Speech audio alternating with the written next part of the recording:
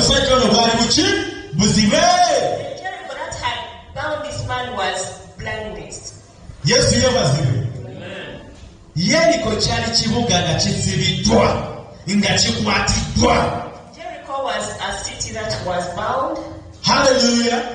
Nga kiwambiddwa.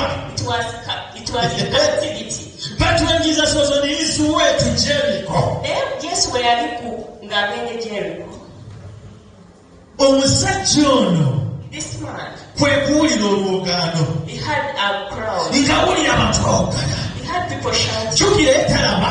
Remember, he doesn't. Ofundako omuntu alaba naye nga tayogera. Yesu yebazibwe. Nti ofundako omuntu alaba naye nga tayogera. At least a person who can see but can't talk. Oyo agasa. That person is. Naye omuntu atalaba. But someone who doesn't see. Omugaso mutono.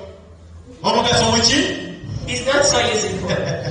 Hallelujah. Amen. Yesu afe yebazibwe. Amen. Kubanga omuzibe ne bwebanga bagenda musula mu kinnya takola ki? Because a blind person, even if they are going to Yetalaba. not fall into a pit, Era agwana mu bulungi he will n'akola fall ki? into that pit. Naye kasiru tomusuula mu kinnya. But a person cannot just go into one. He will refuse to go. Agaanirawo. He will refuse. Yesu yebazibwe. Amen.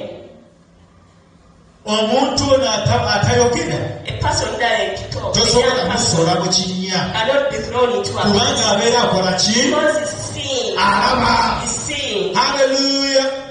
Kubanga ate kasiru ennaku zonna ku TV balabira ddala ne bakitegeera kye bagambye. Even now, Haleluya. people things on that television. Yesu yebazibwe. Amen. Oba mukulembeze w'eggwanga yayogera Even if it's the president, oba kiki kye bagamba or they are saying something, kasiru alina okutegeera kye mugamba. the dumb person will Era understand. bamuteramu omuntu mali ng'akola They busayini. people showing signs on that television. Lwaki? Why? Naye omuzibe tolina gw'omuterawo. But for a blind Kaakati omusajja oyo yali mu musibe bwe that butyo man was in such a ng'ayogera. he would talk Era ne bamuuza kiki and he anoyo asked ayita. who is passing by. Oyo ayita mu kibiina n'omukono gwe oguwonya akutte n'ekitala mu ngalo buli mulabe wamukakanye. Batimaayo teyasirika bwe yawulira nti Yesu ayita agasajja gamugamba asirike.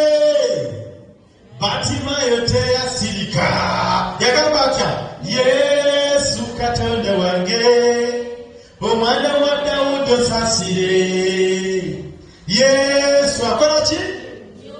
Aha.